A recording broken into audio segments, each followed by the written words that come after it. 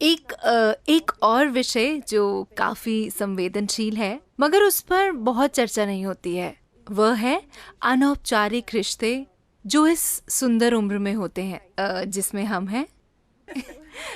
अपने बारे में थोड़ी अच्छी बातें कहनी थी। आजकल लोग शारीरिक संबंध बनाते हैं, लेकिन इन रिश्तों में ज्यादा भावनाएं नहीं होती। हम इस विषय पर आपकी आपकी राय जानना चाहते हैं।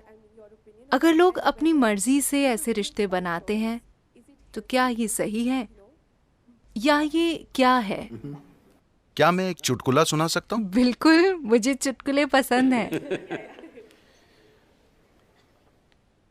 एक मिसेस भाटिया थी। कोई भाटिया तो नहीं है? मैं नाम बदल सकता हूँ। एक मिसेस भाटिया थी जिनकी शादी की 50वीं वर्षगांठ थी। वर्षगांठ मनाने के बाद अगले दिन उन्होंने तलाक की अर्जी दे दी। जज ने तलाक की अर्जी देखी। वो एक अच्छी पारिवारिक मित्र भी थी, तो उसने उन्हें बुलाकर पूछा, आप अपने पति को तलाक क्यों देना चाहती हैं? वो इतना प्यारा आदमी है। आप उसे तलाक क्यों देना चाहती हैं? आप किस आधार पर उसे तलाक दे रही हैं? वो बोली, वो मेरे साथ वफादार नहीं रहे, वो मुझे धोखा देते रहे हैं। आप इस नतीजे पर कैसे पहुंची? आपने कल ही शादी की 50वीं वर्षगांठ मनाई थी। कल तक तो आप ठीक थी, फिर क्या हो गया? मुझे बीते दिनों की बहुत याद आ रही थी, तो मैंने फोटो एल्बम पलटना शुरू किया। फिर मैंने देखा कि मेरे 5 बच्चों में कोई भी उनके जैसा नहीं दिखता।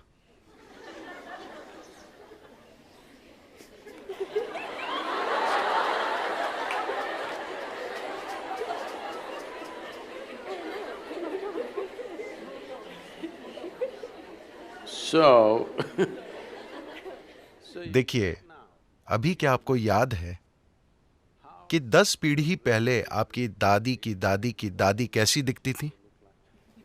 नहीं, मगर उनकी नाक अभी आपके चेहरे पर मौजूद है। आपके शरीर को याद है, हाँ या ना? आपके शरीर को लाखों साल पहले आपके पूर्वजों की त्वचा का रंग भी याद है, अभी तक वो भूला नहीं है। तो जिसे आप मेरा शरीर कह रहे हैं, वो यादों का एक बहुत बड़ा संग्रह है ना? आपके दिमाग में मौजूद यादाश्त बहुत कम है। आपके शरीर में मौजूद यादाश्त, There is evolutionary. उसमें क्रमिक विकास की यादें हैं, जेनेटिक यादें हैं, कर्म की यादें हैं, व्यक्त और अव्यक्त स्तर की यादें हैं, ढेर सारी यादें हैं। आपको लगता है कि अभी आपको चलना आता है, लेकिन ऐसा सिर्फ इसलिए है क्योंकि आपके शरीर ने वो यादाश्त बनाई है। अगर आपका शरीर उसे भूल जाए तो आप चल नहीं पाएंगे। So इतनी यादें, आप जो छोटी से छोटी चीज करते हैं, आप जानते हैं कि क्या खाना है क्या नहीं खाना है, उसे मुंह में डालना है कान में नहीं। ये सुनने में अजीब लगता है, लेकिन आप यादों के कारण ही जानते हैं। तो आपका शरीर ढेर सारी यादों का भंडार है और वो हर समय यादें इकट्ठी करते रहता है। अगर आप यहां से यहां तक चलें तो 50 अलग अलग तरह की हल्की महकें होंगी। हो सकता है कि आप उस पर ध्यान न दें, मगर शरीर उसे इकट्ठा भी करता है और पहचानता भी है। वो लगातार पहचानता रहता है, इसलिए आप जानते हैं कि सुगंध क्या है, दुर्गंध क्या है, ये इसकी गंध है। आप आवाज, गंध वगैरह के अलग अलग पहलुओं को पहचानते हैं, क्योंकि ये प्रक्रिया लगातार चलती रहती है। तो इस शारीरिक यादाश्त को इस संस्कृति में पारंपरिक तौर पर हम ऋणानुबंध कहते हैं। वो शारीरिक यादाश्त जो आप बनाते हैं। आप जागरूकता के साथ अपनी शारीरिक यादाश्त बना सकते हैं या बस ढेर सारी यादाश्त अंदर लेकर ढेर सारी शारीरिक उलझन से गुजर सकते हैं। तो जहां कहीं भी प्रभाव होता है, मुझे पता नहीं कि आपकी पीढ़ी में लोग अब भी ये चीजें जानते हैं या नहीं, मगर अब भी बैंगलोर में ऐसे लोग मिलेंगे जिन्हें अगर आप नमक देने की कोशिश करेंगे तो वे उसे नहीं लेंगे। वो कहेंगे वहां रख दीजिए। अगर आप उन्हें तिल देने की कोशिश करें तो वो कहेंगे उसे वहां रख दीजिए, क्योंकि उन्होंने कई पदार्थों की पहचान कर ली है जो आसानी से आपकी यादाश्त को लेकर मुझ तक पहुंचा सकते हैं। अगर मैं वो चीज ले लूं, मुझे वो यादाश्त नहीं चाहिए। यही वजह है कि आमतौर पर इस संस्कृति में एक दूसरे को छूना, हाथ मिलाना, ऐसी चीजों से परहेज किया जाता है। हम अपनी ही दोनों हथेलियां मिलाकर नमस्कार करते हैं, क्योंकि हम यादाश्त नहीं इकट्ठी करना चाहते। क्योंकि अगर मैं इसे बस छूता हूं तो ये इसे भी याद रखता है। आप अपने 4 दोस्तों के साथ इसे आजमा कर देखें। आप उनके हाथों को छुएं, याद रखने की कोशिश ना करें। हर दिन बस उनके हाथ छुएं और भूल जाएं। कल अगर वो आकर आपको छूता है, आप जानते हैं कि ये उसका हाथ है ना? तो शरीर याद रखता है, ये दिमाग में नहीं है। शरीर की यादाश्त होती है, इसे ऋणानुबंध कहते हैं।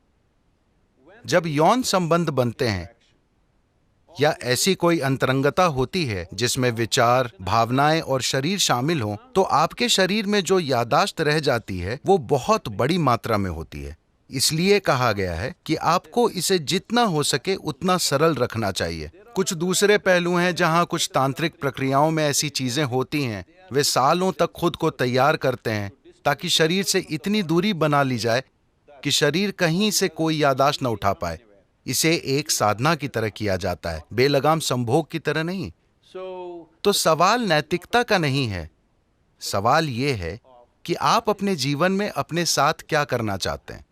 if you want to be in such a way that अगर आप इस तरह जीना चाहते हैं कि आपके जीवन में आपकी भीतरी बुद्धि सबसे प्रबल चीज हो, आपका भौतिक शरीर नहीं, तो आपको शरीर की याददाश्त को जितना हो सके उतना सरल रखना चाहिए। इसलिए सादा भोजन, लोग बिल्कुल सादा भोजन करते हैं। अब भी मैं दिन में 1 बार भोजन करता हूं और भोजन में सिर्फ एक चीज खाता हूं, 10 नहीं। मैं वो चीजें दूसरे दिन खा लूंगा, मगर आज मैं सिर्फ एक चीज खाऊंगा। क्योंकि काफी फर्क आप आजमा कर देखिए, सिर्फ मेरे कहने पर मत जाइए। खासकर जब आपकी परीक्षा का समय आता है, सादा भोजन कीजिए और देखिए कि उससे कितना फर्क पड़ता है। आपकी बुद्धि कैसे काम करती है, आप कितना सतर्क रहते हैं, सब कुछ।